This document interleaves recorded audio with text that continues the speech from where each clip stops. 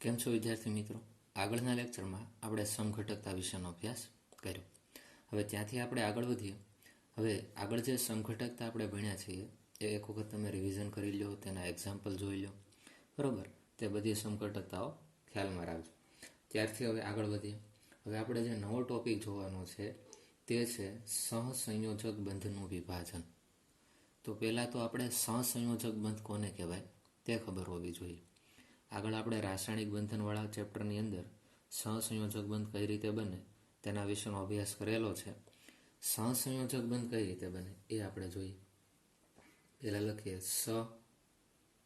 સહસંયોજક બંધ. સહસંયોજક બંધ કઈ રીતે બને? તો આપણે લખી શકાય કે ઇલેક્ટ્રોનની ભાગીદારીથી બનતા બંધને કયો બંધ કહેશું? સહસંયોજક બંધ કહે છે. કે જેમાં ઇલેક્ટ્રોનની ભાગીદારી થતી હોય અને બંધ બનતો હોય તેને આપણે સહસંયોજક બંધ તરીકે ઓળખીએ છીએ. એક્ઝામ્પલ તરીકે એક પરમાણુ છે એ, તેની પાસે એક ઇલેક્ટ્રોન છે, અને એક છે પરમાણુ બી, તેની પાસે એક ઇલેક્ટ્રોન છે. તો આ બંને શું કરશે? તો કે ઇલેક્ટ્રોનની ભાગીદારીથી આ રીતે બંધ બનાવી દે. તો અહીંયા જે બંધ બન્યો તેને આપણે કેવો બંધ કહેશું? તો કે સહસંયોજક બંધ તરીકે ઓળખવામાં આવશે, બરોબર? તો આ જે સહસંયોજક બંધ છે તેનું આપણે વિભાજન કરવાનું છે, એટલે કે તોડવાનો છે, બરોબર? તો આને બે રીતે આપણે તોડી શકાય. તો આપણે જોઈએ કે સહસંયોજક બંધનું વિભાજન કઈ રીતે થાય. તો લખીએ સહસંયોજક બંધનું વિભાજન.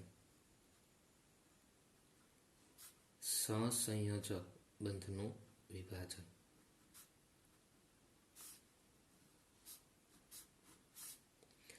સહસંયોજક બંધનું વિભાજન આપણે કરીએ, બરાબર? બે રીતે વિભાજન થશે. તેમાં પહેલી રીત છે તે છે સમવિભાજન. નામ ઉપરથી તમને ખ્યાલ આવી જશે. સમવિભાજન એટલે શું થાય? તો કે બંધનું છે ને સરખું વિભાજન થતું. કેવું વિભાજન થતું હોય? સરખું વિભાજન થતું હોય તો તેને આપણે સમવિભાજન તરીકે ઓળખીએ છીએ. અને બંધનું સરખું વિભાજન ન થતું હોય તો આપણે એને કહીશું વિષમ વિભાજન. સમવિભાજનમાં શું થતું હશે? આપણે એક પછી એક પોઈન્ટ જોઈએ. તો કે જ્યારે બે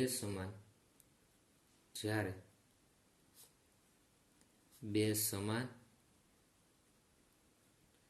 વિદ્યુત ઋણતા ધરાવતા પરમાણુઓ વચ્ચે વિદ્યુત ઋણતા ધરાવતા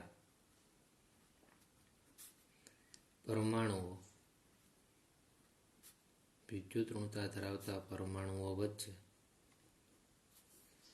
સહસંયોજક બંધનું વિભાજન.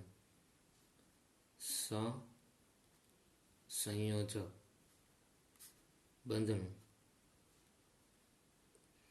વિભાજન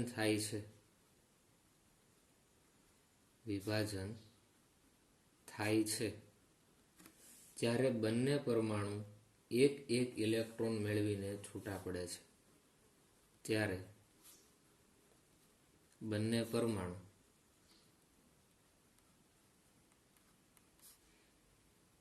એક એક ઇલેક્ટ્રોન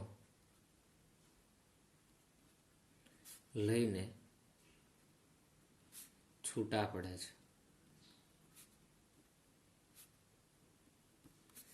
બરોબર? તેની વચ્ચે જે બંધ હશે બે પરમાણુ વચ્ચે, તો અહીંયા શું થતું હોય? એક પરમાણુ હશે, એક ઇલેક્ટ્રોન લઈને છૂટો પડશે, બીજો પરમાણુ બીજો પોતાનો ઇલેક્ટ્રોન લઈને છૂટો પડે. તેને આપણે સમવિભાજન કહીએ છીએ. તેને સમવિભાજન કહે છે.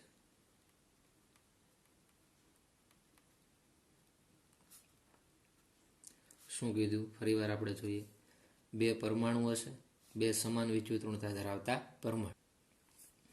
તે પરમાણુ વચ્ચે સહસંયોજક બંધ હોય તેનું વિભાજન જ્યારે થાય ત્યારે શું થાય તો કે બંને પરમાણુ હશે ને એક એક ઇલેક્ટ્રોન લઈ લે અને છૂટા પડી જાય. તો તેને આપણે શું કેવું કહીએ છીએ તો કે સમવિભાજન તરીકે ઓળખીએ છીએ. આપણે એનું એક્ઝામ્પલ પણ જોશું. બીજી લાઈન આપણે જોઈએ. આ રીતે છૂટા પડેલા પરમાણુઓ આ રીતે છૂટા પડેલા પરમાણુઓ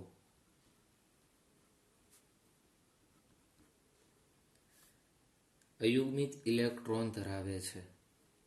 અયુગ્મિત ઇલેક્ટ્રોન ધરાવે છે. આવા પરમાણુઓને મુક્ત મૂલકો કહે છે. આવા પરમાણુઓને શું કહેવામાં આવે? મુક્ત મૂલક કહે છે. શું થાય? આ રીતે જે છૂટા પડેલા પરમાણુઓ છે તેમાં ઇલેક્ટ્રોનો કેવા હોય? અયુગ્મિત. અયુગ્મિત એટલે શું તો કે જે જોડમાનું હોય, બરોબર, અથવા તો તમે કહી શકો એક સિંગલ હોય. યુગ્મિત હોય એટલે શું હોય? એક જોડ હોય. કોઈ પણ વસ્તુની આપણે જોડ લઈએ એટલે બે હોય ને, બરોબર. પણ અહીંયા કેવા હશે? અયુગ્મિત હશે. તેમાં તમને જોડ જોવા મળશે નહીં, પણ સિંગલ હશે, બરોબર. એટલે અયુગ્મિત ઇલેક્ટ્રોન ધરાવે અને આવા પરમાણુને આપણે શું કહીએ છીએ? મુક્ત મૂલક તરીકે ઓળખીએ છીએ. તેના પછીનો પોઈન્ટ જોઈએ. આવા મુક્ત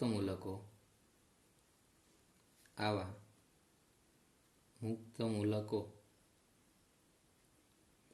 અયુગ્મિત ઇલેક્ટ્રોન ધરાવતા હોવાથી અયુગ્મિત ઇલેક્ટ્રોન ધરાવતા હોવાથી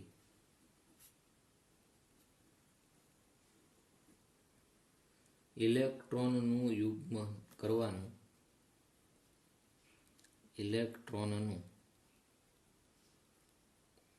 યુગ્મન કરવાનું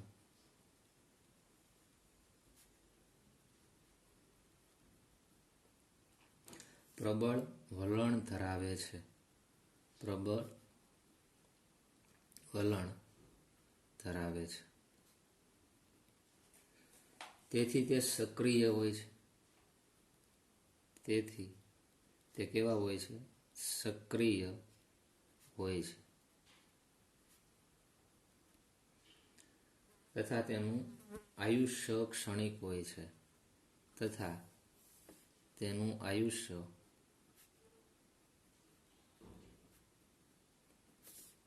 કેવું હશે તો કે ક્ષણિક હોય છે, બરોબર. આજે સમવિભાજનથી મુક્ત મૂલકો બન્યા કે જેની પાસે અયુગ્મિત ઇલેક્ટ્રોન હોય, બરોબર, તે શું કરવાનો પ્રયત્ન કરે તો કે ઇલેક્ટ્રોનનું યુગ્મન કરવાનો પ્રયત્ન કરે, બરોબર.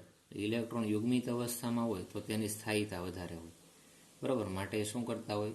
યુગ્મન કરવાનો પ્રયત્ન કરતા હોય. તેથી તે સક્રિય હોય, બરોબર. એટલે કે શું કરતા હોય? ઇલેક્ટ્રોન મેળવવા માટે ખૂબ સક્રિય હોય છે. અને તેનું આયુષ્ય કેવું હોય? ક્ષણિક હોય. એટલે કે આ જે મુક્ત મૂલકો છે એનું આયુષ્ય ક્ષણિક હોય. થોડાક સમય માટે જ મુક્ત મૂલકો બને અને તરત જ પાછા શું બની જાય? કાં તો ઇલેક્ટ્રોન સ્વીકારી લે અથવા તો ઇલેક્ટ્રોનનું દાન કરીને સ્થિરતા પ્રાપ્ત કરવાનો પ્રયત્ન કરશે. એક એક્ઝામ્પલ દ્વારા વધારે ક્લિયર થશે. જો આપણે બે ક્લોરીનના પરમાણુ લઈએ, આ પહેલો ક્લોરીનનો પરમાણુ અને આ બીજો ક્લોરીનનો પરમાણુ. હવે તમે કહેશો કે ક્લોરીન છે તેની બાહ્યતમ કક્ષામાં કેટલા ઇલેક્ટ્રોન રહેલા હોય? તો તમારે પહેલાં તેનો પરમાણુ ક્રમાંક યાદ રાખવો પડે. ક્લોરીનનો પરમાણુ ક્રમાંક કેટલો છે? તો આપણે કહેશું 17. તો હવે તેમાં ઇલેક્ટ્રોન રચના કઈ રીતે હોય? તો પહેલી કક્ષામાં 2 ઇલેક્ટ્રોન હશે, બીજી કક્ષામાં 8 ઇલેક્ટ્રોન હશે અને ત્રીજી કક્ષામાં 7 ઇલેક્ટ્રોન હોય. તો આ રીતે 17 ઇલેક્ટ્રોનની ગોઠવણી ક્લોરીનમાં થયેલી હોય. તો હવે આપણે અંદરની કક્ષા સાથે કાંઈ નિસ્બત નથી, બરોબર. માત્ર આપણે બાહ્યતમ કક્ષામાં રહેલા ઇલેક્ટ્રોન જ અહીંયા મૂકવાના હોય. તો ક્લોરીનની બાહ્યતમ કક્ષામાં કેટલા ઇલેક્ટ્રોન હશે? તો તમારો આન્સર અહીંયા શું આવે? તો કે ક્લોરીનની બાહ્યતમ કક્ષામાં 7 ઇલેક્ટ્રોન હોય. કેમ કે જો આ રીતની તેની ઇલેક્ટ્રોન રચના હોય, ક્લોરીન પરમાણુ ક્રમાંક 17, પહેલી કક્ષામાં 2, બીજી કક્ષામાં 8, ત્રીજી કક્ષામાં 7. તો બાહ્યતમ કક્ષામાં કેટલા ઇલેક્ટ્રોન હોય? 7 ઇલેક્ટ્રોન હોય. તો જે બાહ્યતમ કક્ષાના ઇલેક્ટ્રોન હોય તે જ બંધ બનાવતા હોય, અંદરની કક્ષાના ઇલેક્ટ્રોન છે એ કંઈ બંધ બનાવતા હોતા નથી. એટલે આના ઉપર જ તમે ફોકસ કરશો તો જો ક્લોરીનની બાહ્યતમ કક્ષામાં 7 ઇલેક્ટ્રોન છે તો હું 7 ઇલેક્ટ્રોન અહીંયા લખી નાખું છું. 1 2 3 4 5 6 અને આ 7. તમે અહીંયા જોઈ શકો ક્લોરીન પાસે એક અયુગ્મિત ઇલેક્ટ્રોન છે. આ જો આને યુગ્મિત બોલાય, આ ઇલેક્ટ્રોનની જોડ થઈ ગઈ ને, 2 ઇલેક્ટ્રોન છે એટલે યુગ્મિત. અહીંયા 2 ઇલેક્ટ્રોન યુગ્મિત, 2 ઇલેક્ટ્રોન યુગ્મિત, પણ આ એક ઇલેક્ટ્રોન છે એ મુક્ત છે, બરાબર. એટલે આને મુક્ત મૂલક કહી શકો અથવા તો અયુગ્મિત ઇલેક્ટ્રોનને બોલાય. સેમ બીજો ક્લોરીન છે તેની પાસે 7 જ ઇલેક્ટ્રોન છે, 1 2 3 4 5 6 અને આ 7મો ઇલેક્ટ્રોન. હવે જુઓ તો તેને અષ્ટક પૂરું કરવું હોય તો એ શું કરશે તો કે સહસંયોજક બોન્ડ બનાવે. કેવો બોન્ડ બનાવે? સહસંયોજક બંધ બનાવે. એટલે કે અહીંયા રહેલો ક્લોરીનનો ઇલેક્ટ્રોન ને આ ઇલેક્ટ્રોન, બંને ઇલેક્ટ્રોનની ભાગીદારી થઈ જાય. તો જો બંને ક્લોરીનના અષ્ટકય પૂરા થઈ જાય. જો ગણો 1 2 3 4 5 6 આ 7 અને 8, બરાબર. એવી રીતે આ ક્લોરીનના 8 ઇલેક્ટ્રોન થશે, 1 2 3 4 5 6 7 અને 8. તો આ રીતે અષ્ટક પણ તેના પૂરા થઈ જાય. હવે અહીંયા જે બંધ બન્યો છે એ કેવો છે તો કે ઇલેક્ટ્રોનની ભાગીદારીથી કેવો બોન્ડ બનતો હોય? સહસંયોજક બંધ બને છે. આપણે સમવિભાજન કરવું છે, સહસંયોજક બંધનું સમવિભાજન કરવું છે. તો જો સમવિભાજનમાં શું કીધું? જ્યારે બે સમાન વિદ્યુત ઋણતા ધરાવતા પરમાણુ, આ તો જો બે ક્લોરીન છે એની વિદ્યુત ઋણતા તો સરખી જોવાની, તેની વચ્ચે સહસંયોજક બંધનું વિભાજન થાય છે, બરાબર. આ તેની વચ્ચે આ જે બંધ છે એ કયો છે? સહસંયોજક બંધ. અને તેનું વિભાજન થાય ત્યારે શું થાય તો કે બંને પરમાણુ એક એક ઇલેક્ટ્રોન લઈને છૂટા પડે છે. તેને આપણે શું કહીએ છીએ? સમવિભાજન કહીએ છીએ. તો અહીંયા શું થતું હશે? આ જે સહસંયોજક બોન્ડ છે ને તૂટશે પણ એનું સમવિભાજન થશે, એટલે સરખું વિભાજન થશે. આ ઇલેક્ટ્રોન જે છે ને એ ક્લોરીન આ ક્લોરીન લઈ લેશે અને આ ઇલેક્ટ્રોન છે આ ક્લોરીન લઈ લેશે. તો આપણને જે અહીંયા મળશે એ શું મળશે? ક્લોરીન 1 2 3 4 5 6 અને આ 7મો ઇલેક્ટ્રોન, પ્લસ બીજો ક્લોરીન એ મળશે ક્લોરીન, કેટલા ઇલેક્ટ્રોન? 1 2 3 4 5 અને આ 7મો ઇલેક્ટ્રોન. તો આ રીતે તમે જોઈ શકો કે ક્લોરીન છે ને તેમાં એક એક ઇલેક્ટ્રોન છે એ કેવા છે તો કે અયુગ્મિત છે, જેને આપણે મુક્ત મૂલક તરીકે પણ ઓળખીએ છીએ. શું કહેવાય? મુક્ત મૂલક પણ કહેવામાં આવે. તો આ સમવિભાજન તમને ક્લિયર થયું હશે, બરોબર, કે સમવિભાજન કઈ રીતે થાય છે. પછી આપણે આલ્કાઇલ મુક્ત મૂલકની વાત કરીએ. ક્યાં મુક્ત મૂલક? આલ્કાઇલ. એક્ઝામ્પલ તરીકે તમે લ્યો છો મિથેન. શું લ્યો છો? મિથેન. તો મિથેન એટલે આપણે શું લખીએ છીએ? હવે તમને નામ ઉપરથી બંધારણ આવડવું જોઈએ. મિથ એટલે એક કાર્બન અને આલ્કેન છે એટલે તેની સાથે કેટલા હાઇડ્રોજન જોડાયેલા હોય? 4 હાઇડ્રોજન જોડાયેલા હોય. CH4 તેને આપણે બોલીએ છીએ મિથેન. આમાંથી આપણે મુક્ત મૂલક બનાવવું છે તો તમે બનાવી શકો. જો કોઈ પણ એક બંધને પસંદ કરો. આ બંધ કેવો છે? સહસંયોજક બંધ છે. અહીંયા તમે બંધનું સમવિભાજન કરો એટલે કે આ ઇલેક્ટ્રોન છે એ કાર્બન ઉપર વયો જશે અને આ ઇલેક્ટ્રોન છે હાઇડ્રોજન ઉપર વયો જશે. તો કાર્બન પાસે કેટલા હાઇડ્રોજન હોય જાય? 1 2 અને 3. અને કાર્બન પાસે એક આ મુક્ત મૂલકનો ઇલેક્ટ્રોન હોય. તો આ શું બન્યું? મિથાઇલનો મુક્ત મૂલક. અને સાથે સાથે બીજું છૂટું શું પડશે? હાઇડ્રોજનનો મુક્ત મૂલક, બરોબર. તો આ રીતે મિથાઇલ, ઇથાઇલ, આઇસોપ્રોપાઇલ, તૃતીયક બ્યુટાઇલ આવા અલગ અલગ મુક્ત મૂલકો છે. તેની સ્થિરતાના આપણે ક્રમ જોઈએ તો સૌથી વધારે સ્થિર કેવો હોય? આ એક સિક્વન્સ યાદ રાખજો. જો મિથાઇલ છે તેની સ્થિરતા ઓછી હોય. આ પહેલો બન્યો મિથાઇલ મુક્ત મૂલક. પછી એના કરતાં વધારે સ્થિરતા છે ઇથાઇલ મુક્ત મૂલકની હોય, CH3 CH2 આ મુક્ત મૂલક. પછી તેના કરતાં પણ વધારે સ્થિરતા તમને આઇસોપ્રોપાઇલની જોવા મળશે, CH3. જો આઇસોપ્રોપાઇલ બોલાય ને, બરાબર. અને અહીંયા આપણે એક મુક્ત મૂલક મૂકી દઈએ. આ શું થઈ ગયું? મિથાઇલ મુક્ત મૂલક. મિથાઇલ મુક્ત મૂલક. પછી બીજો જોઈએ ઇથાઇલ મુક્ત મૂલક. ઇથાઇલ મુક્ત મૂલક. પછી આ આઇસોપ્રોપાઇલ મુક્ત મૂલક થશે. શું થશે? આઇસોપ્રોપાઇલ મુક્ત મૂલક. અને તેના કરતાં પણ વધારે સ્થાયી આપણે જોઈએ તો આવશે તૃતીયક પ્રકારનો મુક્તમૂલક, કે મુક્તમૂલકનો જે કાર્બન છે એ ડાયરેક્ટલી અન્ય 3 કાર્બન સાથે જોડાયેલો હોય. જો તમે જોઈ શકો છો, આ મુક્તમૂલકનો જે કાર્બન એ 1, 2 અને 3 કાર્બન સાથે જોડાયેલો છે. અને આપણે શું કહીશું તો કે તૃતીયક બ્યુટાઇલ 5 કાર્બન છે ને, 4 છે, 1, 2, 3, 4 એટલે બ્યુટાઇલ મુક્તમૂલક.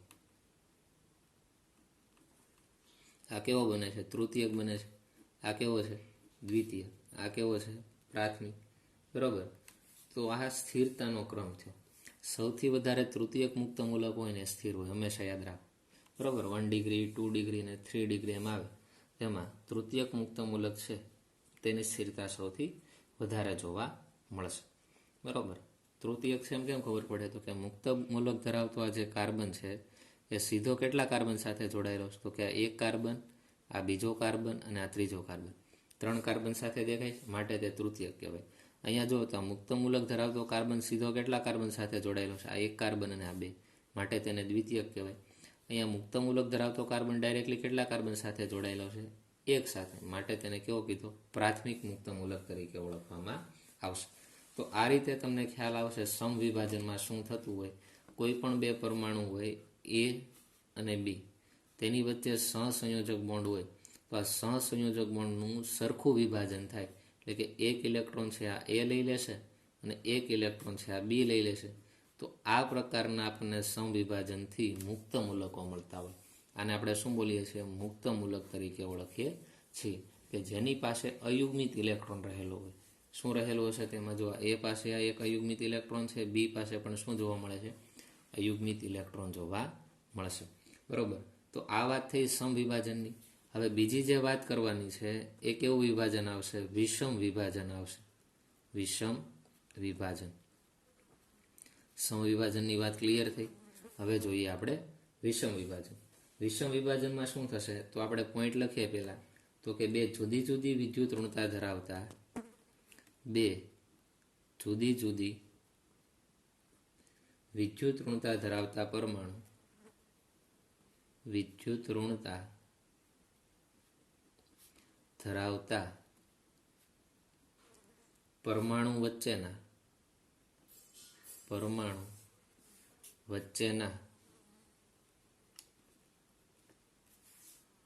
બંધનું વિભાજન થાય ત્યારે બંધનું વિભાજન થાય ત્યારે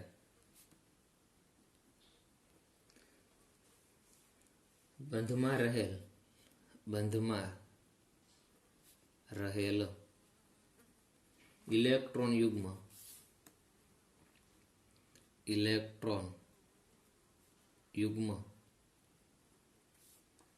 એ વધુ વિદ્યુત ઋણતા ધરાવતા પરમાણુ તરફ આકર્ષાય છે. એ વધુ વિદ્યુત ઋણતા ધરાવતા પરમાણુ તરફ આકર્ષાય છે.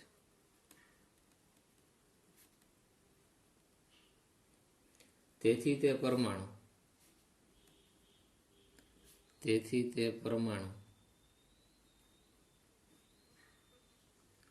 ઋણ ભારિત બને છે.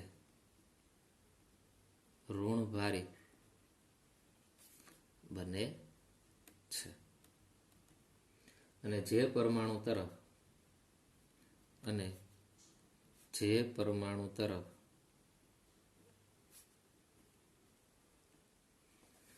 ઇલેક્ટ્રોનની ઉણપ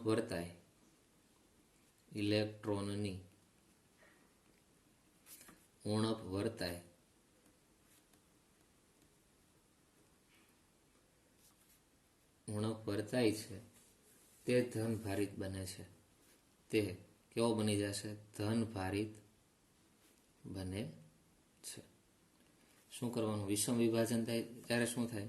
તો કે જુદી જુદી વિદ્યુત ઋણતા ધરાવતા 2 પરમાણુ હોય તેની વચ્ચેનો જે બંધ છે તેનું જ્યારે વિભાજન થાય ત્યારે શું થાય? બંધમાં રહેલા ઇલેક્ટ્રોન યુગ્મ એ વધુ વિદ્યુત ઋણતા ધરાવતા પરમાણુ તરફ આકર્ષાય જાય. જેની વિદ્યુત ઋણતા વધુ હોય ને તે તરફ આખો બંધ આકર્ષાય જાય. અને જે પરમાણુ ઋણભારિત બને, બરાબર, એ કેવો બની જાય તો કે ઋણભારિત નેગેટિવ ચાર્જવાળો. અને જે પરમાણુ તરફ ઇલેક્ટ્રોનની ઉણપ વર્તાય છે તે કેવો બની જાય, ધનભારિત બની જશે. એક્ઝામ્પલ દ્વારા સમજવાનો પ્રયત્ન કરીએ. જો HCl છે, શું છે HCl, તો HClને આપણે લખીએ હાઇડ્રોજન અને આ ક્લોરિન, બરાબર. હાઇડ્રોજનની બાહ્યતમ કક્ષામાં 1 ઇલેક્ટ્રોન, ક્લોરિનની બાહ્યતમ કક્ષામાં તમને ખબર છે કેટલા હોય, 7. હું 7 લખતો નથી, આ 7મો ઇલેક્ટ્રોન લખું. તો HCl છે ને એની વચ્ચે ઇલેક્ટ્રોનની આ રીતે ભાગીદારી થઈ અને સહસંયોજક બંધ બનેલો હોય. પણ અહીંયા થાય એવું કે આ જે ક્લોરિન છે ને તેની વિદ્યુત ઋણતા વધુ હોય. કોની સાપેક્ષમાં, આ હાઇડ્રોજનની સાપેક્ષમાં. જેના કારણે આ જે સહસંયોજક બંધ છે આખો ખેંચાઈ જાય અને કોના તરફ વયો જાય તો કે આ રીતે ક્લોરિન તરફ વયો જાય, બરાબર. આ આખો બોન્ડ ક્લોરિન ઉપર વયો જાય તો આપણને શું મળે, હાઇડ્રોજન અને ક્લોરિન બે છૂટા પડે છે, પણ જે આખો બંધ છે એ ક્લોરિન ઉપર વયો ગયો એટલે ક્લોરિન કેવો થઈ જશે તો કે ઋણ વીજભારિત અને હાઇડ્રોજન કેવો થઈ જશે, ધન વીજભારિત. આમાં થાય છે શું, જો આ ઇલેક્ટ્રોન હતો ને એ હાઇડ્રોજનનો છે અને આ ઇલેક્ટ્રોન છે ક્લોરિનનો છે. આ બંને ઇલેક્ટ્રોન ક્લોરિન લઈ લે, ખેંચી લે, એટલે આ બે ઇલેક્ટ્રોન જ છે. નેગેટિવ ચાર્જ એટલે શું, બે ઇલેક્ટ્રોન દ્વારા ઉદ્ભવતો નેગેટિવ ચાર્જ. હવે હાઇડ્રોજન છે એ પોતાનું ઇલેક્ટ્રોન અહીંયા મૂકી દેવાનું છે, અહીંયા બહાર નીકળશે એટલે H+ સ્વરૂપે બહાર નીકળશે. તો અહીંયા તમને જે વિભાજન જોવા મળે તેને આપણે કેવું વિભાજન કહીએ છીએ, વિષમ વિભાજન તરીકે ઓળખીએ છીએ. બીજું એક્ઝામ્પલ લઈએ. જો કાર્બન, તેની સાથે ક્લોરિન છે, હાઇડ્રોજન, હાઇડ્રોજન અને હાઇડ્રોજન. તો અહીંયા પણ કાર્બન અને ક્લોરિન છે, તો આખો બંધ છે એ ક્લોરિન ઉપર વયો જાય, કેમ કે ક્લોરિનની વિદ્યુત ઋણતા વધારે હોય. તો શું થશે જુઓ, તો આખો બંધ ક્લોરિન ઉપર વયો જાય એનો અર્થ એમ કે આ કાર્બનનો ઇલેક્ટ્રોન છે ને એ પણ આ ક્લોરિન લઈ લેશે. તેનો તો ઇલેક્ટ્રોન છે, તો કાર્બન સાથે આ 3 હાઇડ્રોજન જોડાઈ જાય. હવે આ કાર્બન ઉપર કેવો ચાર્જ આવી જાય તો કે પોઝિટિવ ચાર્જ, કેમ કે એનો આ જે ઇલેક્ટ્રોન છે એ પણ વયો ગયો ને. અને ક્લોરિન છે, બરાબર, એની પાસે આ 2 ઇલેક્ટ્રોન છે ને ક્લોરિન ઉપર આવી જાય એટલે એના ઉપર કેવો ચાર્જ આવી જાય, નેગેટિવ ચાર્જ આવશે. તો આ રીતે તમે સમજી શકો કે બંધ હોય ને એના સરખા ભાગ પડે તો આપણે સમવિભાજન કહીએ.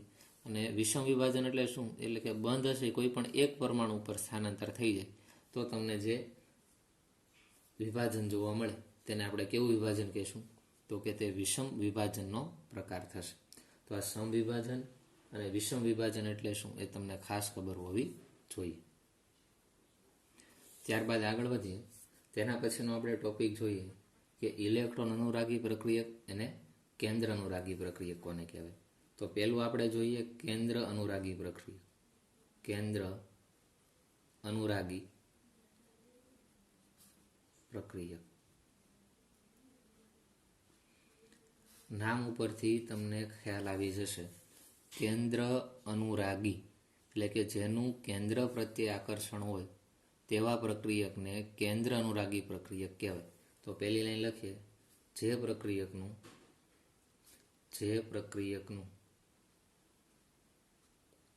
પ્રત્યે આકર્ષણ હોય, કેન્દ્ર પ્રત્યે આકર્ષણ હોય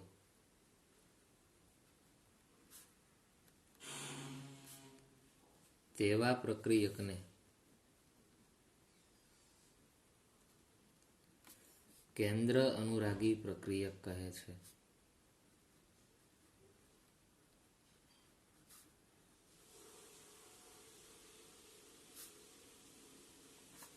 ખ્યાલ આવશે. કેન્દ્ર અનુરાગી પ્રક્રિયક એટલે શું કે એવા પ્રક્રિયક કે જેનું કેન્દ્ર પ્રત્યે આકર્ષણ હોય, બરોબર.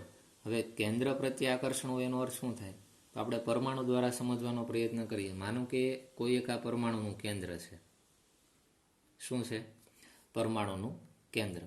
અને તેની ફરતે શું હોય તો કે ઇલેક્ટ્રોન ફરતા હોય.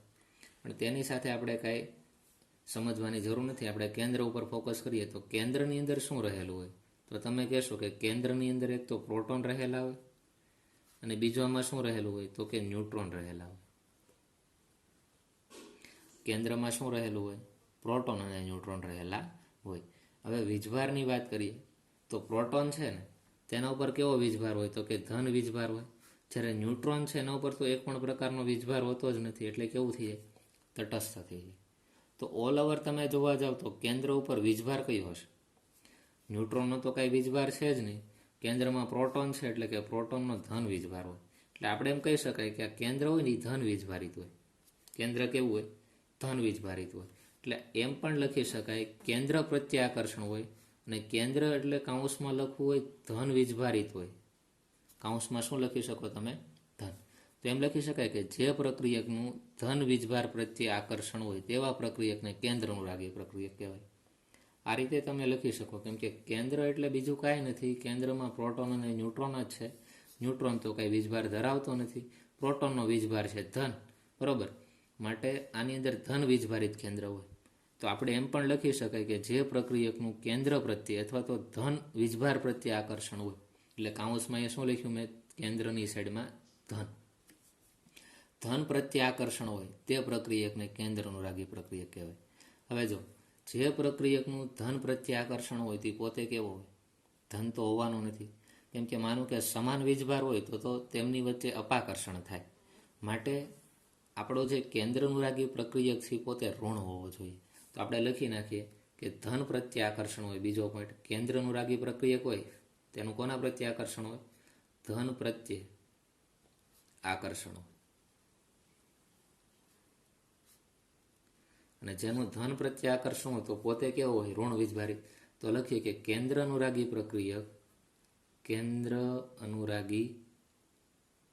પ્રક્રિયક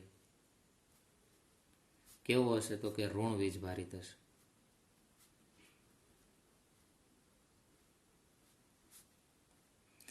અને કોઈ પણ ઘટક ઋણ વીજભારિત ક્યારે બને? તો કે ઇલેક્ટ્રોન મેળવેલા હોય ત્યારે ઋણ વીજભારિત બને. આપણે એક્ઝામ્પલ તરીકે લખીએ, જો આ ક્લોરીન છે, બરાબર, તમે તેને 1 ઇલેક્ટ્રોન આપો છો તો પછી Cl- બને ને, ઋણ વીજભારિત. એવી જ રીતે કેન્દ્રાનુરાગી પ્રક્રિયક છે ઋણ વીજભારિત છે, એનો અર્થ એવો છે કે એની પાસે ઇલેક્ટ્રોન હશે, બરાબર. તેની પાસે શું હશે? ઇલેક્ટ્રોન જોવા મળશે. તો આપણે લખી શકાય કે જેની પાસે ઇલેક્ટ્રોન રહેલા હોય છે, કેન્દ્ર અનુરાગી પ્રક્રિયક પાસે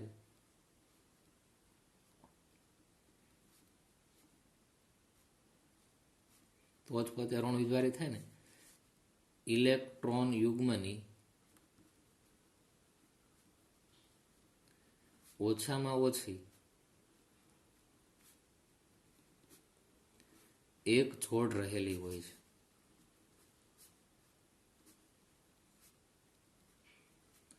કેન્દ્ર અનુરાગી પ્રક્રિયકને આપણે એક્ઝામ્પલ જોઈએ તો એક્ઝામ્પલ તરીકે આપણે લખીએ, જો Cl- છે ઋણ વીજભારિત. અહીંયા ખાસ ધ્યાન રાખજો, કેન્દ્ર અનુરાગી પ્રક્રિયક પોતે કેવો હશે? ઋણ વીજભારિત હોય. Cl- અર્થ શું થાય? તો કે ક્લોરીન પાસે બાહ્યતમ કક્ષામાં 7 ઇલેક્ટ્રોન હોય. અહીંયા -1 નો અર્થ એમ થાય કે 1 ઇલેક્ટ્રોન મેળવે, એટલે તેની પાસે 8 ઇલેક્ટ્રોન થઈ ગયા હોય. એવી જ રીતે બીજું આપણે એક્ઝામ્પલ જોઈએ, છો બીજું એક્ઝામ્પલ લખી શકાય OH-, બરાબર, Cn-, NH2-, બરાબર. આ બધા જે છે એ શું બની જાય? તો કે કેન્દ્ર અનુરાગી પ્રક્રિયા. આનું એક એક્ઝામ્પલ લઈએ, જો આ OH- છે, બરાબર, OH-, આ શું છે? તો કે કેન્દ્ર અનુરાગી પ્રક્રિયા. એ કોના ઉપર એટેક કરે? પોઝિટિવ ચાર્જ ઉપર. તો H+ સાથે જોડાય છે. OH- H+ સાથે જોડાય એટલે H2O બનાવી દે, બરાબર. આ H+ અને OH- જોડાય એટલે શું બનાવી દે? H2O. તો આજે OH- છે શું બની ગયો? કેન્દ્ર અનુરાગી પ્રક્રિયક છે કે જે કોના ઉપર એટેક કરે છે? તો કે ધન વીજભાર, એટલે કે કેન્દ્ર ઉપર એટેક કરતો અથવા તો પોઝિટિવ ચાર્જ ઉપર એટેક કરે છે, બરાબર. આ વાત થઈ કેન્દ્ર અનુરાગી પ્રક્રિયકની, બરાબર. બીજી આપણે વાત કરીએ ઇલેક્ટ્રોન અનુરાગી પ્રક્રિયા. કેવા પ્રક્રિયક આપણે જોશું? ઇલેક્ટ્રોન અનુરાગી પ્રક્રિયક.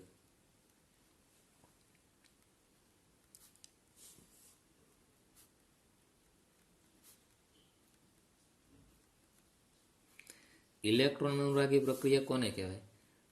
ઇલેક્ટ્રોન અનુરાગી કે જેનું ઇલેક્ટ્રોન પ્રત્યે આકર્ષણ હોય. ઇલેક્ટ્રોન, અથવા તો આપણે બીજી રીતે બોલીએ તો ઋણ વીજભાર. ઇલેક્ટ્રોન પાસે કેવો વીજભાર હોય? ઋણ વીજભાર. કે જેનું ઋણ વીજભાર અથવા તો આપણે શું બોલીએ? ઇલેક્ટ્રોન પ્રત્યે આકર્ષણ હોય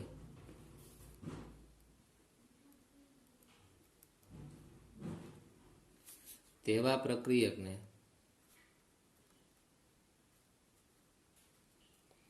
ઇલેક્ટ્રોન અનુરાગી પ્રક્રિયક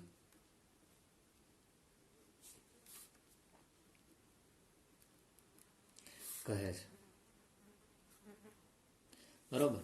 કે જેનું ઋણ વીજભાર પ્રત્યે આકર્ષણ હોય. હવે જેનું ઋણ વીજભાર પ્રત્યે આકર્ષણ હોય પોતે કેવો હોય તો કે ધન વીજભારિત હશે. એટલે બીજો પોઈન્ટ લખીએ તો કે તે પોતે કેવો હશે તો કે ધન વીજભારિત હોય છે. તો જ તે નેગેટિવ ચાર્જ પ્રત્યે આકર્ષાય ને, અથવા તો ઇલેક્ટ્રોન પ્રત્યે આકર્ષાતો હોય. એક્ઝામ્પલ તરીકે લઈએ ઇલેક્ટ્રોન અનુરાગી પ્રક્રિયકના એક્ઝામ્પલ. તો શું થાય તો કે NO2 પ્લસ, પછી તો કે Cl પ્લસ, પછી CH3 પ્લસ, H3O પ્લસ. આ બધા શું થઈ ગયા છે તો કે ઇલેક્ટ્રોન અનુરાગી પ્રક્રિયક કહેવાય, કે જેનું ઇલેક્ટ્રોન પ્રત્યે આકર્ષણ રહેલું હોય છે. એક્ઝામ્પલ તરીકે લખીએ જો H પ્લસ છે, બરોબર, એટલે આ પ્લસ એટલે કેવો થઈ ગયો તો કે ઇલેક્ટ્રોન પ્રત્યે આકર્ષણ હોય. Cl માઇનસ સાથે જોડે એટલે શું બનાવી દે HCl. તો આ H પ્લસ છે ને એ શું થઈ ગયો ઇલેક્ટ્રોન અનુરાગી પ્રક્રિયા, કે જેને નેગેટિવ ચાર્જ પ્રત્યે આકર્ષણ પોઝિટિવ છે નેગેટિવ સાથે જોડાઈ જાય, બરોબર. તો આને આપણે શું કહેશું ઇલેક્ટ્રોન અનુરાગી પ્રક્રિયા. તો આ બંને તમે તફાવતની રીતે પણ યાદ રાખી શકો, કેન્દ્ર અનુરાગી પ્રક્રિયા અને ઇલેક્ટ્રોન અનુરાગી પ્રક્રિયા. જો કેન્દ્ર અનુરાગી પ્રક્રિયકને સંજ્ઞા દ્વારા દર્શાવો ને તો તેને કહેવાય કેન્દ્રને ન્યુક્લિયસ કહેવાય. એટલે એના પ્રત્યે આકર્ષણ એટલે ફિલિક, એટલે એને ન્યુક્લિયોફિલિક રિએજન્ટ કહેવાય ઇંગ્લિશમાં, એની ઉપર માઇનસ ચાર્જ આવે, બરાબર. અને ઇલેક્ટ્રોન અનુરાગી પ્રક્રિયકને E પ્લસ દ્વારા દર્શાવે, બરાબર. આ બે તેની શું થઈ ગઈ સંજ્ઞા થઈ ગઈ.